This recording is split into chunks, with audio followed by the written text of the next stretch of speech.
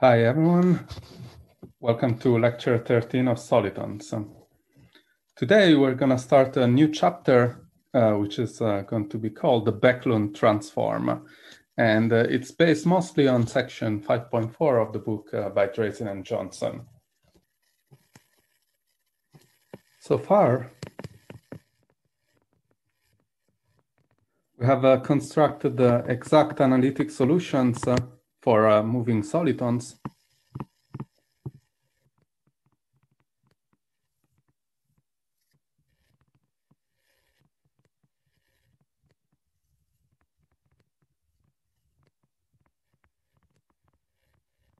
As traveling waves.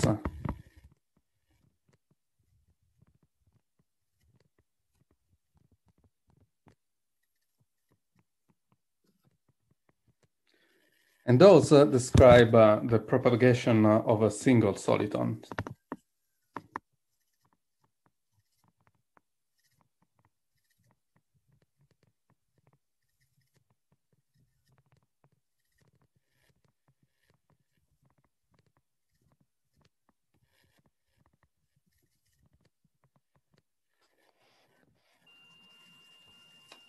Next,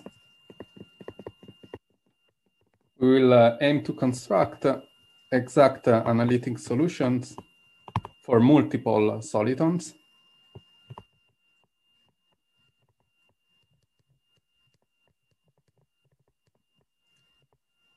And as we will see, this describes colliding solitons.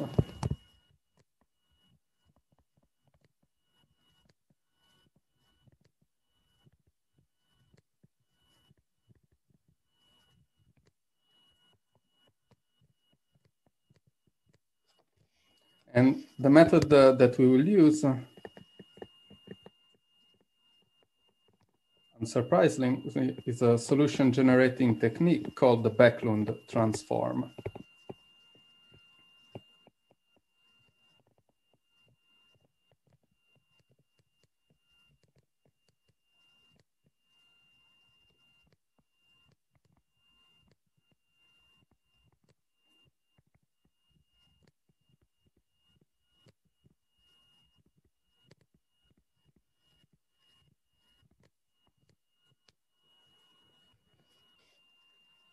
The method was introduced independently by two mathematicians in the late 19th century.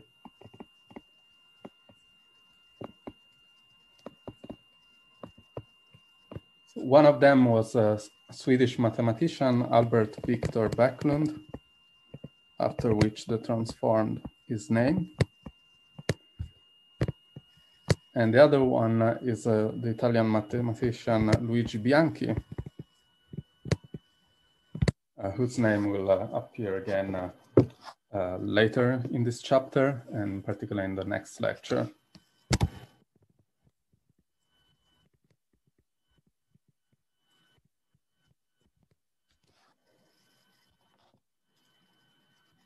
And the purpose of the method when it was introduced by Backlund and Bianchi was to map a pair of surfaces tangent to one another in three-dimensional space into a second pair of surfaces tangent to one another in a second three-dimensional space.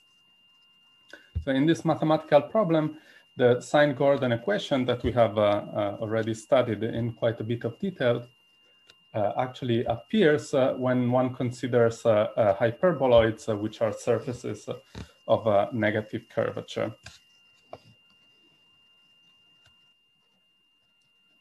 There will be two main uses of the Backlund transform.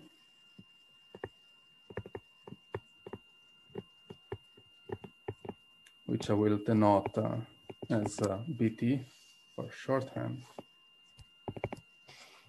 So the first use is to generate solutions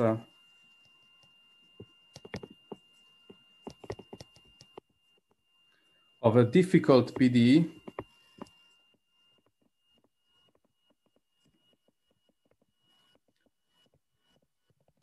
from solutions of a simpler PDE.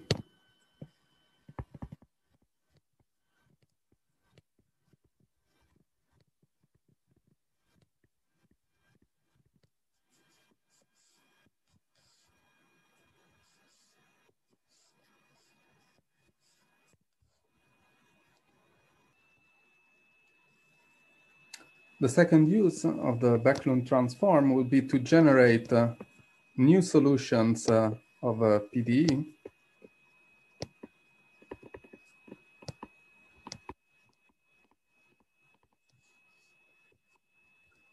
from already known solutions of the same PDE.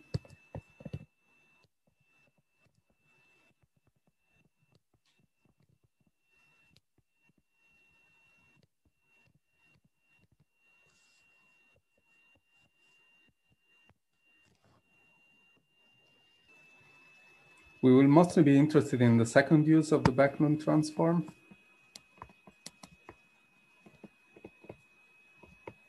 In this chapter.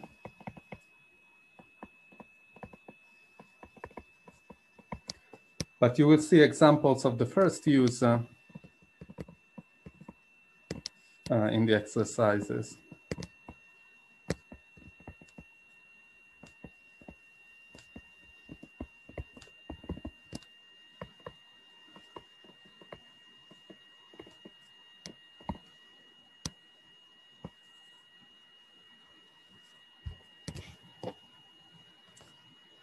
Our final goal in this chapter will be to construct multi-soliton solutions of the sine-Gordon equation.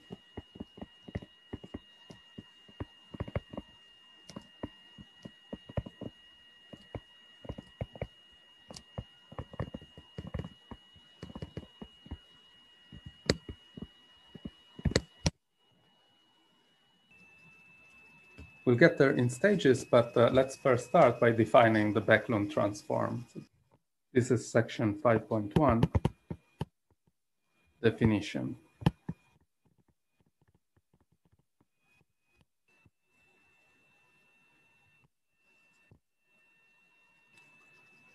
Let's consider two functions, u and v.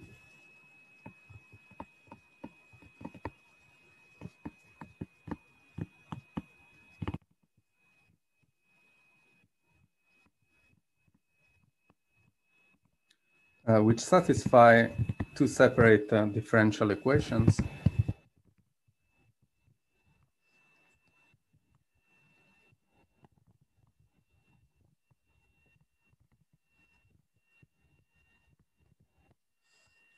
I will call P of u equal to 0, the first differential equation for v, and Q of v equal to 0, the second differential equation for v. Where here, P and Q denote two differential operators. And I use square brackets to denote which function the differential operator act on.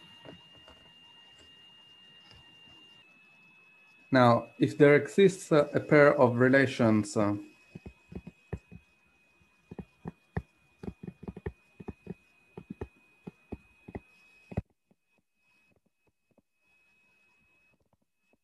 between u and v, and these relations could be differential equations. I'll call them R1 of u comma v equal to 0 and R2 of u comma v equal to 0. This is equation 5.3, such that the following two conditions hold. First condition is that if P of u is equal to 0, then equations 5.3, the two relations among u and v, can be solved for v.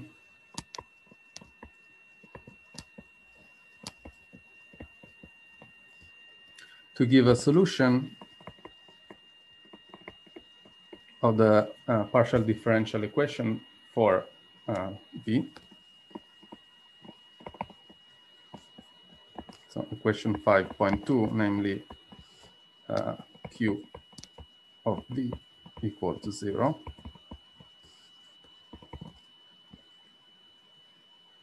And similarly, if the equation for V is obeyed, Q of V equal to 0, then the two relations 5.3 can be solved for the other variable U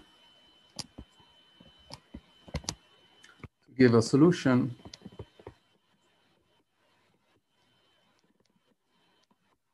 of equation 5.1, which was P of U equal to 0. Then we call 5.3 a Backlund transform.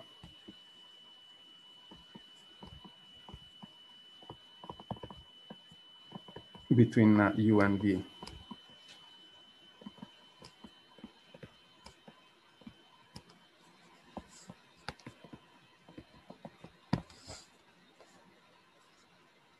And if the two differential operators P and Q are equal,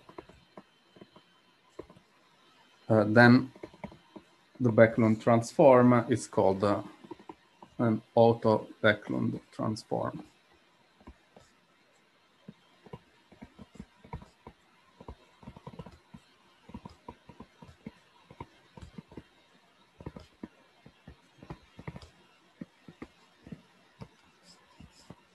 Or in short, ABT.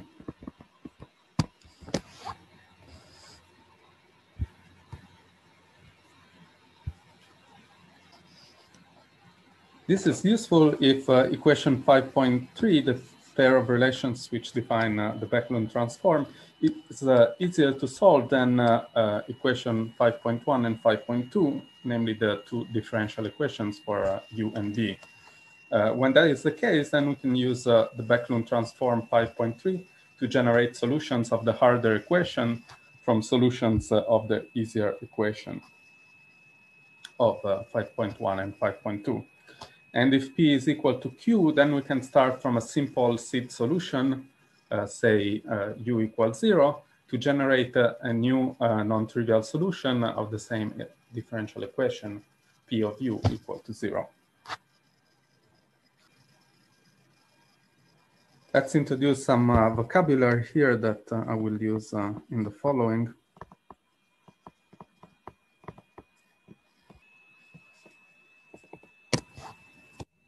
Equations 5.1 and 5.2, the two differential equations for U and V separately, are called integrability conditions for the Backlund transform relations in equation 5.3.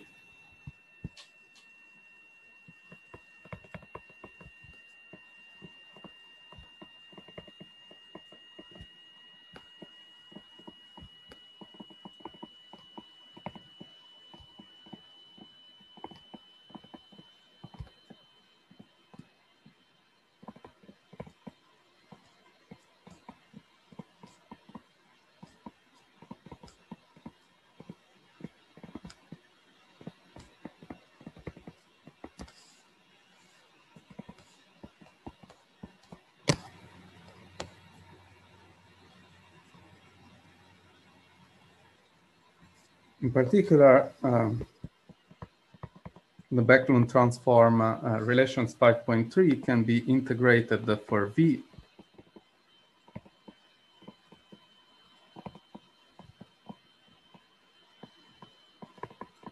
if the integrability condition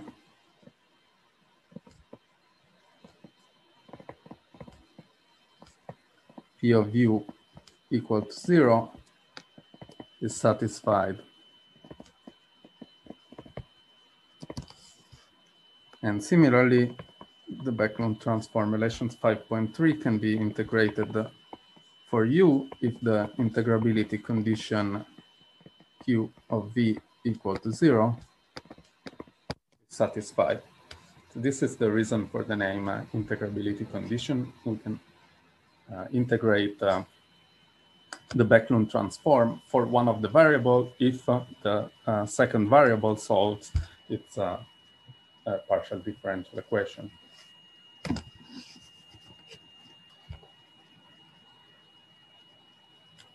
This might all sound a bit too abstract, so let's look at a simple example to gain some intuition about the Backlund transform.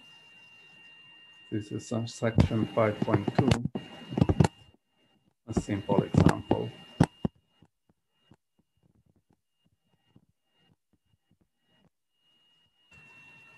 In this simple example, we take the two differential operators P and Q to be equal. So in the end, this would be an example of a so-called auto Backlund transform. And we take them to be the Laplace operator in two dimensions. So partial derivative with respect to x twice plus partial derivative with respect to y twice. So this is the Laplace operator.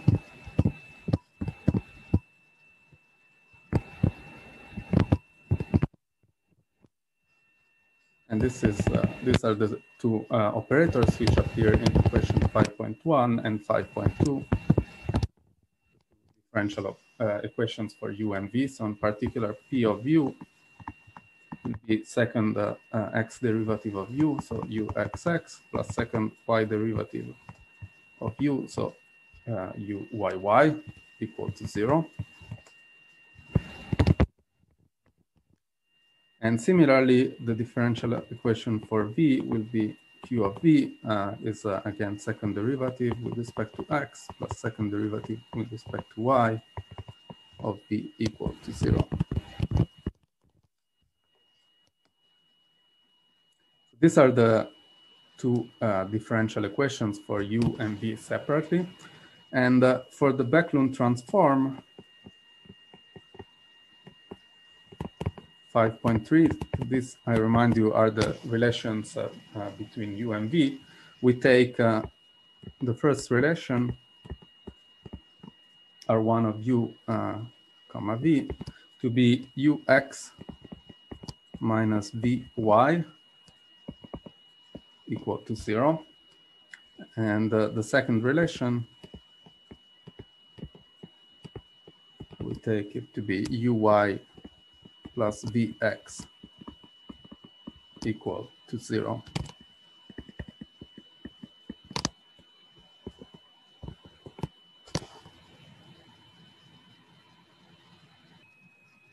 Next, let's check that equations 5.4 and 5.5 are integrability conditions for the Backlund transform 5.6.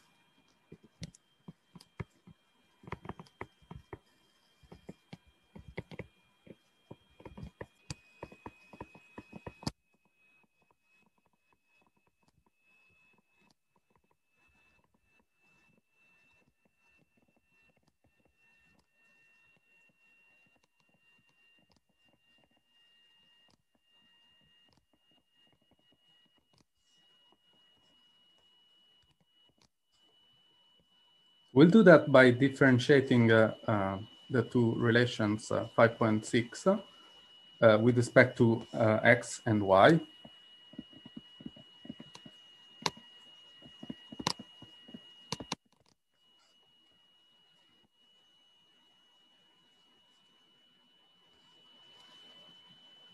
So it's useful to consider linear combinations. So we'll take derivative with respect to x of relation 1 plus derivative with respect to y of relation 2. So since relation 1 and 2 hold this are equal to 0 for all values of x and y, so even when we take derivatives and take this linear combination, this will have to vanish. And similarly, we'll also differentiate R1 with respect to y, and we'll take a minus sign and add that to R2 differentiated with respect to x. And again, since R1 and R2 are equal to 0, identically as functions of x and y, this combination of derivatives will also have to vanish. So now let's calculate the derivatives. For the first equation, we get first partial derivative with respect to x of it. That gives uxx minus vyx. And then we add the derivative with respect to y of the second relation. So that's plus uyy plus vxy. So we see that the dependence on y drops out because the two mixed derivatives are the same. And we get that uxx plus uyy must be equal to 0. And that was precisely equation 5.4. So the Backlund transform relation 5.6 in this case imply equation 5.4. And similarly for the other linear combinations of derivative, we get minus uxy plus vyy plus uyx when we differentiate the second equation plus vxx. Now it's the dependence on u that drops out, and we get that vxx plus vyy is equal to 0. So we have found again, equations 5.4 and 5.5. So to summarize here, we have shown that equation 5.6, the two relations that define the Backlund transform, imply the partial differential equations for u and v separately, 5.4 and 5.5. And so the two relations 5.6 define an auto-Backlund transform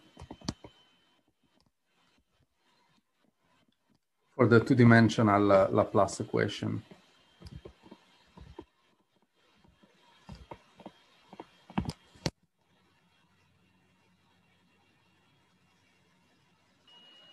Now let's look at an example of this at work.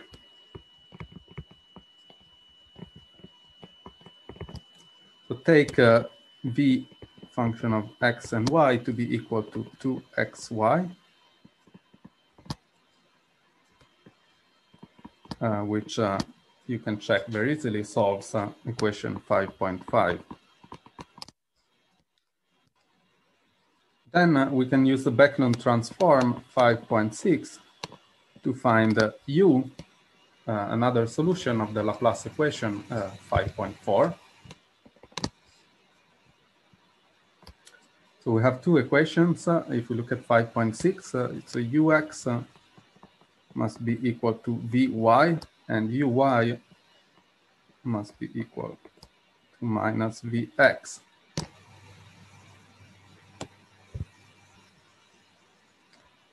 Now, if we specialize it to the function v of x and y that we wrote earlier, 2xy, we see that the first y derivative is 2x, and the x derivative is 2y.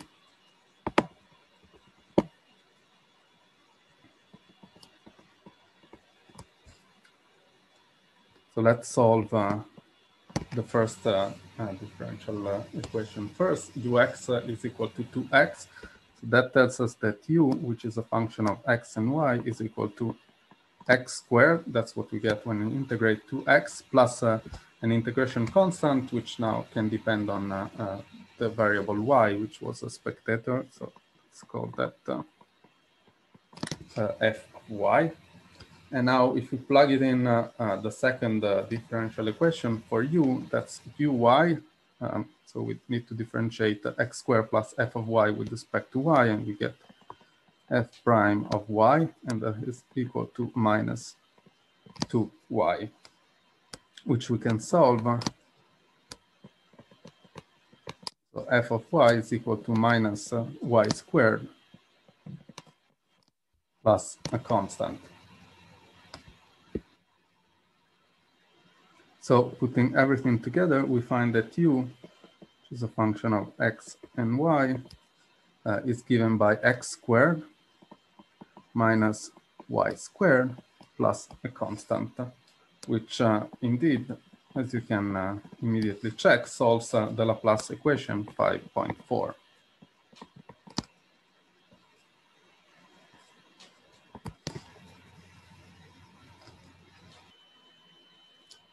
Note here that the two relations which define the Backlund transform 5.6, namely R1 and R2 acting on U and V equal to 0, are nothing but the Cauchy-Riemann equations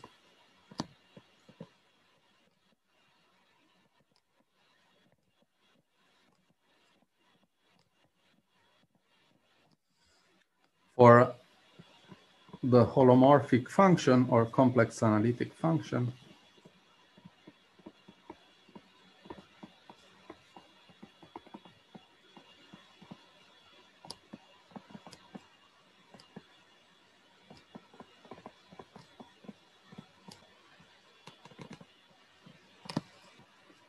W equal to U plus IV of the complex variable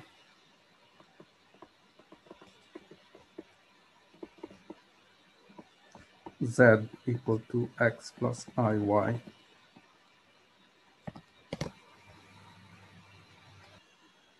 In particular, in the example that we just discussed,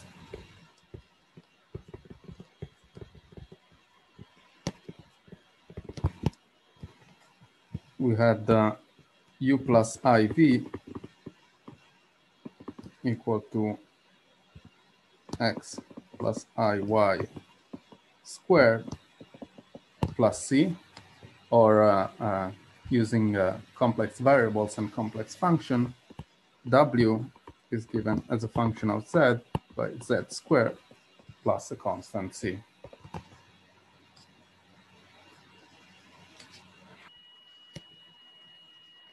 And the partial differential equations for U and V, so P of U equal to 0 and Q of V equal to 0, were nothing but, which were the Laplace equations for U and V, were simply the statements that the real and the imaginary part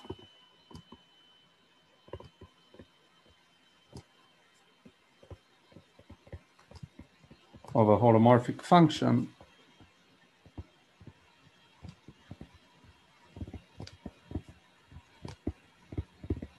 are harmonic, namely they solve the Laplace equation.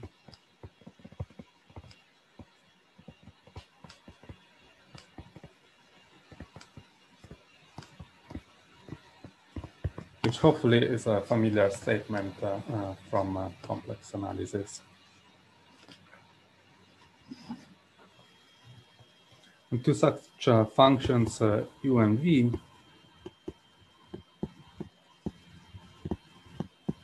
which are the real and imaginary part of a holomorphic function, are often called harmonic conjugate.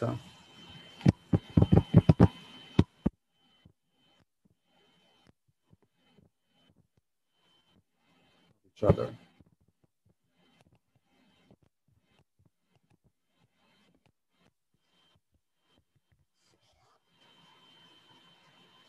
Good. Let me conclude this example with a couple of important remarks.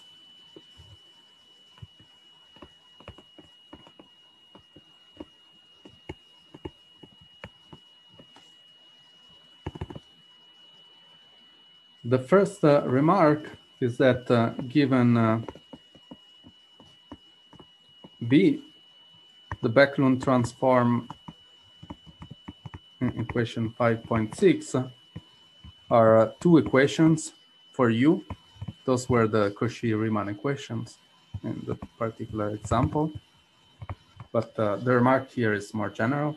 So the Backlund transform are two equations for U once V is fixed.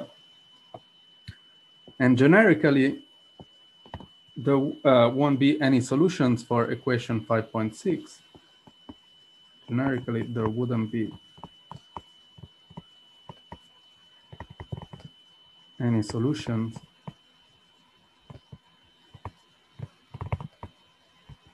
for the system 5.6.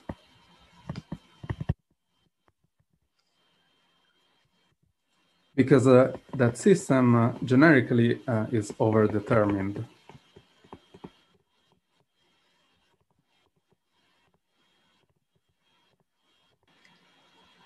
For example,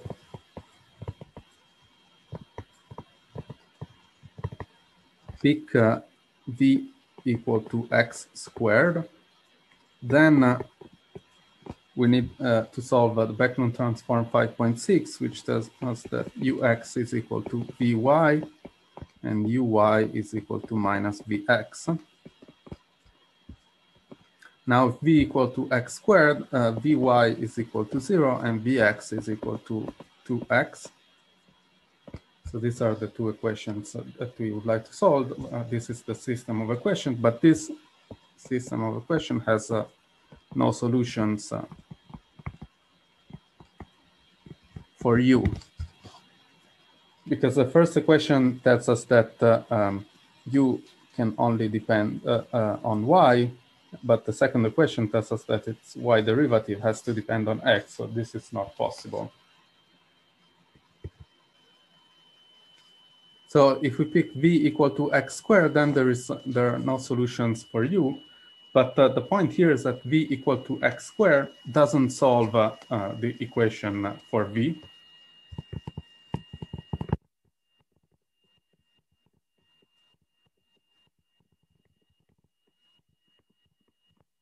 Which was equation 5.5, namely vxx plus vyy equal to 0. And the integrability condition 5.5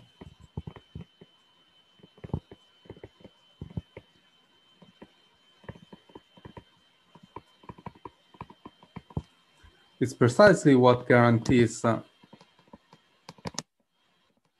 that the system 5.6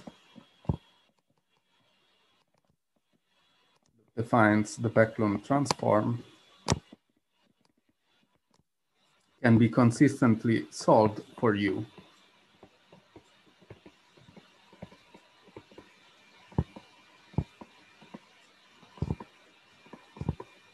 So only when equation 5.5 for v is obeyed, then we can find the solution for u. So that's the meaning of an integrability condition. The second remark is that this Otto-Backlund transform generated a new solution to the Laplace equation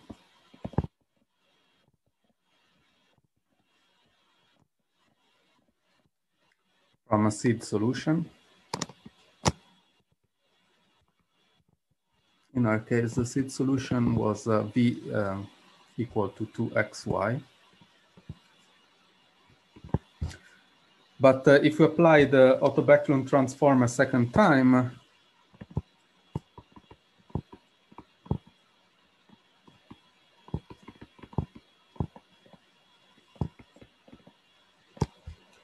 we find that we get back the original seed solution.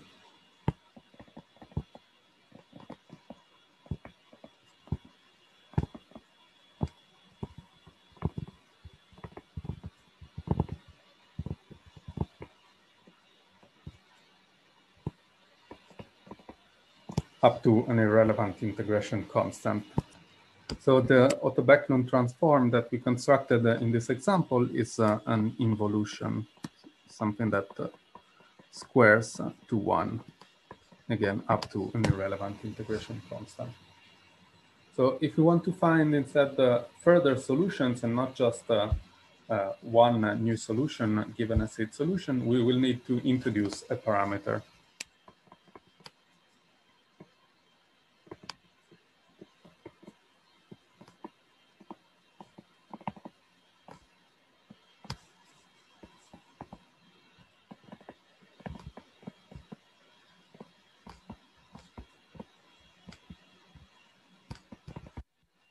That's precisely what we're going to do next.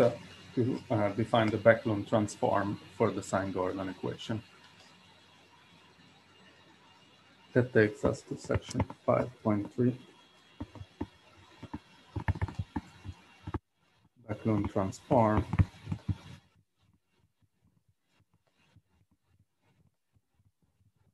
Sine-Gordon.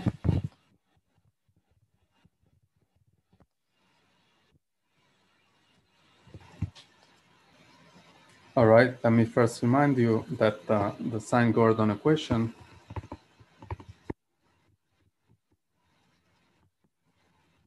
using light cone coordinates x plus minus equal to 1/2 p plus minus x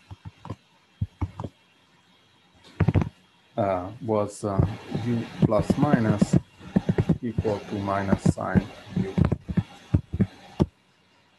That's equation 5.7.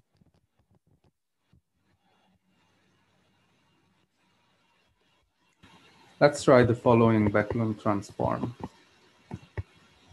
I remind you, we need two relations between u and v, which in principle can be differential equations, and we'll take them to be the following. So the x plus derivative of u minus v is equal to 2 over a times the sine of u plus v over 2, whereas the x minus derivative of u plus v is equal to minus 2a times the sine of u minus v over 2, where a is a parameter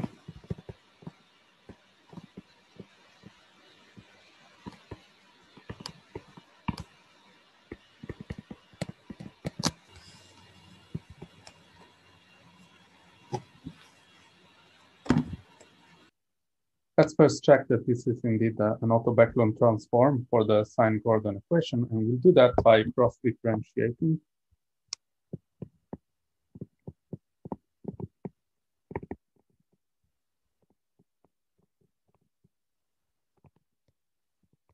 Namely, we'll differentiate the first equation in the Backlund transform 5.a with respect to x minus, and then the second equation with respect to x plus.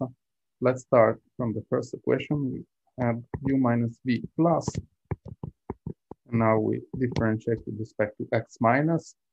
So I'll have to use the chain rule. I get 2 over a cosine of u plus v over 2 times 1/2 u plus v partial derivative with respect to x minus.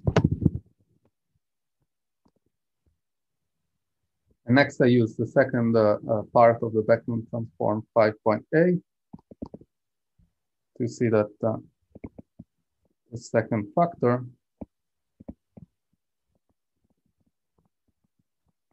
(1/2 u plus v minus) is equal to minus a times sine of u minus v over 2. Next, I simplify the factors of a. So I get minus 2 cosine of u plus v over 2 times sine of u minus v over 2. And next, I can use trigonometric identity to rewrite this as minus sine of u plus sine of v. The trigonometric identity that I'm using here is that sine of a plus or minus b is equal to sine a cosine of b plus or minus cosine of a sine of b, which implies if I take the sum, that sine of a plus b plus sine of a minus b is equal to 2 sine a cosine of b. That's what I used above. Now, if I differentiate the second equation in 5.a with respect to x plus, I get minus 2a cosine of u minus v over 2 times 1/2 u minus v differentiated with respect to x plus. And now I use the first part of the Backlund transform 5.8 to rewrite this as minus 2a cosine u minus v over 2 times 1 over a sine of u plus v over 2. Again, a cancels out, and by using similar trigonometric identity, we find that this is equal to minus sine of u minus sine of v. So now let's look at 1/2 times the sum or the difference of the previous two equations.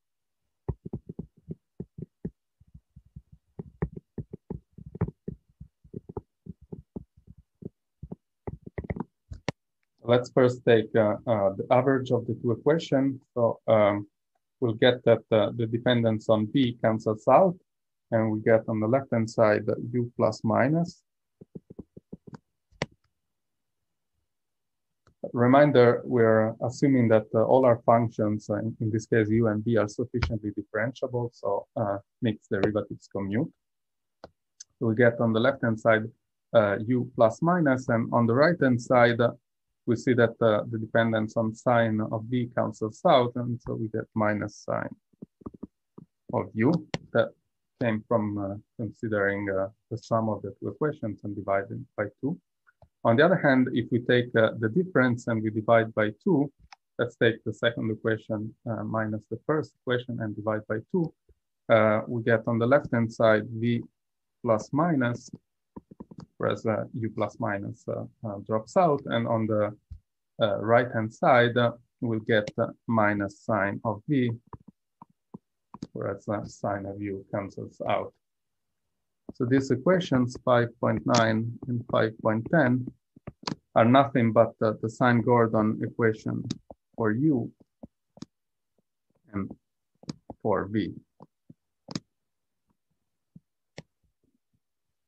Therefore, starting from the two relations that define the Backlund transform and cross-differentiating, we found two separate equations for u and v, which both take the form of a sine-Gordon equation, and that tells us that 5.8 is an auto-Backlund transform for the sine-Gordon equation.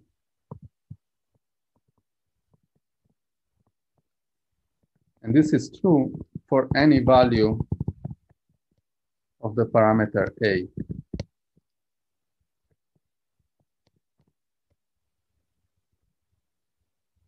As we'll start seeing next time, this extra parameter that we managed to include in the Backlund transform is precisely what will allow us to generate multi-soliton solutions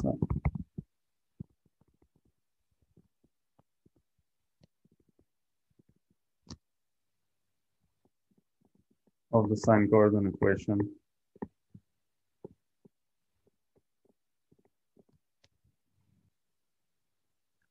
This is all I have to say for today's lecture, but next time, for starters, what we'll do is to rederive the one kink or one anti-kink solution of the sine-Gordon equation by using the auto-Backlund transform equation 5.8. That's all, folks. See you next time.